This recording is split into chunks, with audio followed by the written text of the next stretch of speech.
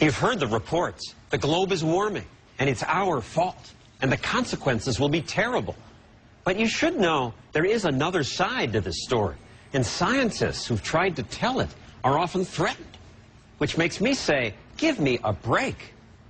The world is heating up fast, and we have ourselves to blame. Global warming is real, and we humans are almost certainly the cause. Books warn that the Earth is under fire. A suicidal planet's approaching a boiling point and a toxic burn. Children are frightened. I worry. My mom worries. The water might rise and it might flood the whole town. We won't be able to survive for long.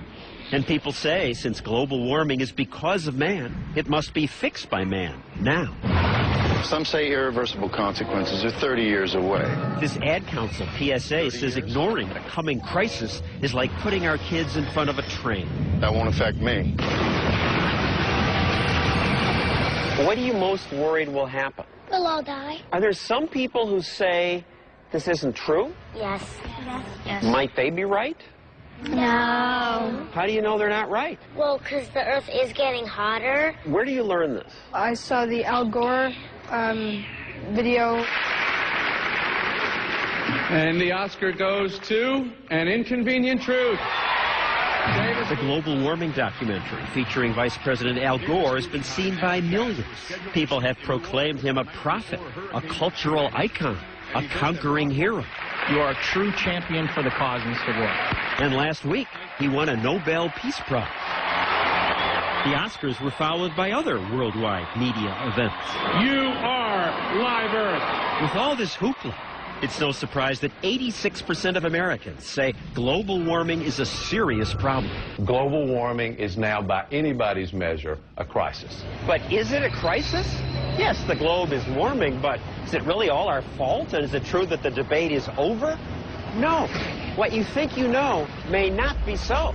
For example, in An Inconvenient Truth, Gore says if we allow the globe to warm, terrible things will happen, and Sea level worldwide would go up 20 feet. Yeah, maybe like the height of this building. We'll probably just like drown and we'll die. This is what would happen to the sea level in Florida. This is what would happen to San Francisco Bay. maybe in thousands of years, says the IPCC, the group that shared last week's Nobel Prize with the Vice President.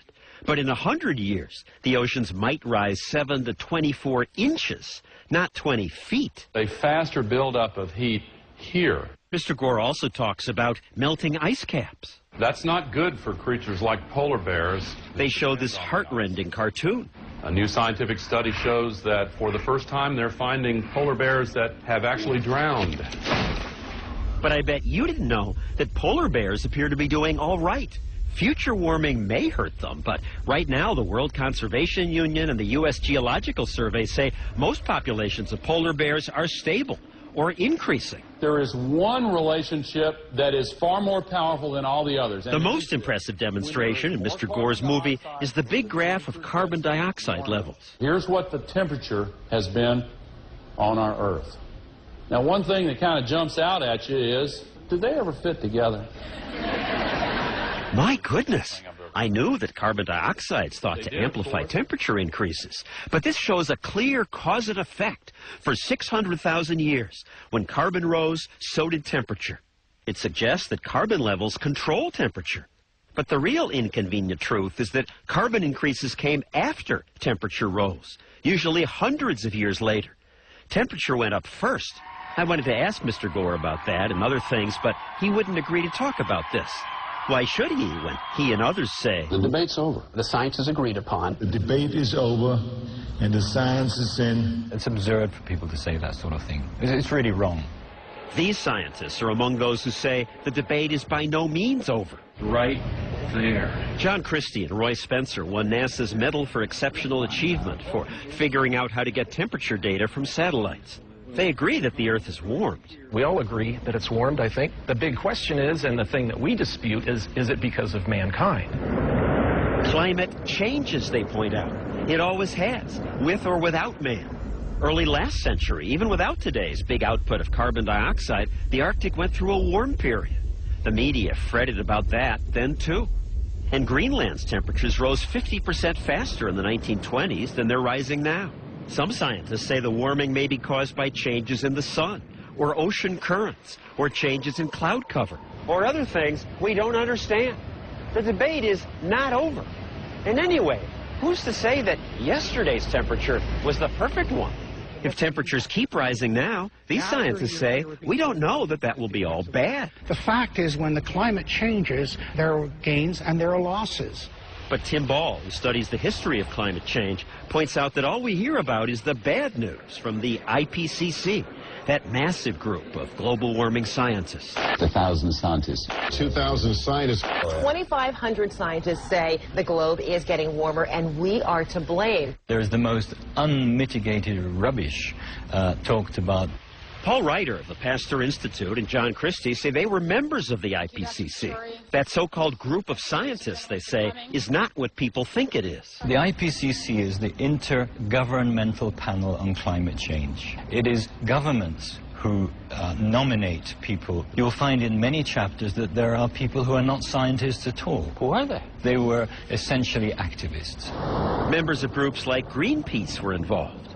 And when the IPCC report came out, not all its members agreed with what was said. We were not asked to look at a particular statement and sign our names to it at all. I got very frustrated and I resigned. But the IPCC still listed Ryder as part of the so-called consensus. I contacted the IPCC and said, look, I've resigned. I don't want to have anything more to do with this. And they said, well, you've been involved, so you're still on the list. Only when he threatened to sue, he says, did they take his name off the report. The IPCC denies that that happened. Today, scientists like these are often smeared as deniers. We have Holocaust deniers, we have climate change deniers, and to be honest, I don't think there's a great deal of difference. Deniers are confusing the issue and delaying solutions. Often they're accused of being purchased by a well-funded denial machine. These corporate toadies lying to you and telling you that global warming doesn't exist. Good morning. The illusion of a debate has been purchased with millions of dollars a year. Aren't you guys all on the tape? I wish I was. I wouldn't be driving a 1992 car and living in a leaky apartment. These scientists all say they don't get any money from business, yet some have been threatened. One email said, you will not live long enough to see global warming. And even more direct than that. We stick our necks out.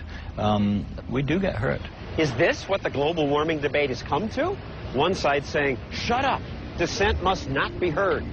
The truth is that while everyone agrees the Earth is warmed, lots of good scientists don't agree that it's mostly our fault, and don't agree that it's going to be a catastrophe. So when the Nobel Prize winner says, the debate's over. The debate's over. I say, give me a break.